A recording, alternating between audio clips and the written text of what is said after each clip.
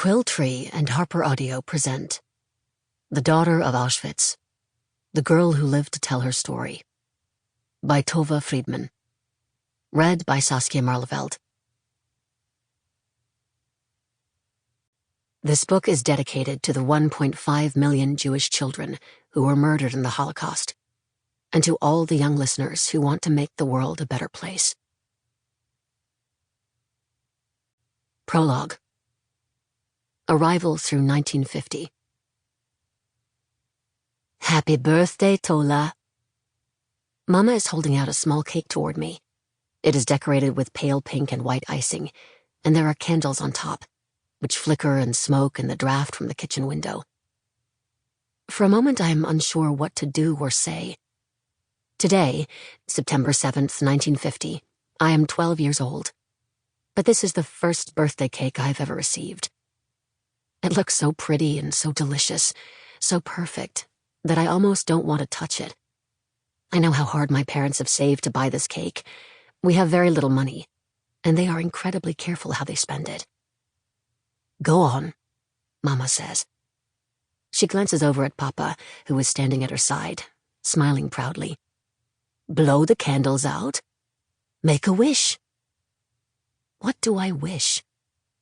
There are so many things I could ask for, so many that I barely know where to start. I wish that we could stay here in our little apartment forever, that we never have to move anywhere again. I wish that it wasn't just the three of us, that my grandparents and my aunts and uncles and my cousins were here with us to enjoy this celebration. I wish that Mama wasn't always so sad, so that when I lie in bed late at night, I don't hear her crying through the thin bedroom wall. But right now, what I wish for the most is that I had some friends, even just one. I puff out my cheeks and blow as hard as I can, the flames bending, resisting, and finally surrendering to my breath. When all the candles are out, I close my eyes. I wish that— Shh, Papa says. Don't tell us, or it won't come true. Mama places the cake on the kitchen table, and I watch as she takes a large knife and starts to cut it into tiny pieces so that we can eke it out for longer. As the smooth pink icing parts and crumbles, I see that the cake underneath is brown. Chocolate, my favorite. Although she is smiling, Mama's eyes are watery, and I know that she is blinking away thoughts of her family. Papa gently places his hand on her shoulder, and she sighs. Go on, Tola. You have the first slice, she says. I don't need to be told. I have already grabbed it, greedily, stuffing too much into my mouth. It tastes incredible. I know so well what it is like to be hungry. But today, I will eat like a queen.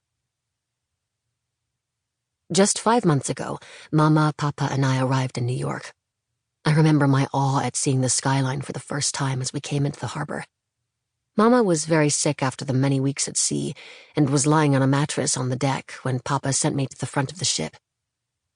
Go to the bow and take a look at the Statue of Liberty, he told me. It's a sight you'll never forget. I'd only ever seen the statue in photographs, and I gasped when I saw just how big she was and how her eyes seemed to follow our ship as we sailed slowly past. I couldn't believe how tall the New York City skyscrapers were either, and how they really did reach into the clouds. The city could not have looked more different from the dirty, bombed-out European landscapes I'd known before. As we passed under Liberty's shadow, I prayed that life would change for the better in our new home. For the first few weeks, we lived in a hotel in Manhattan. Then Papa found a job, and we moved to our apartment in Astoria, Queens, an Italian neighborhood made up of small family houses with well-kept gardens. Ours was the only apartment building on the block. Our apartment had 1 bedroom, a kitchen, and a bathroom. Plus there were curtains and even a radio. It felt so luxurious that I didn't mind having to sleep on the couch in the living room. But outside the apartment, life was hard. Everything in New York was so strange to me. The clothing, the cars, the food, the noise, and most of all the language. Incomprehensible sounds came out of everyone's mouths, and at times I wondered if I would ever be able to understand them. I spoke only a few words of English at first. At home we had always spoken Yiddish. I could also speak a little Polish, but that wasn't any use here either. When I started at school, Sample complete. Ready to continue?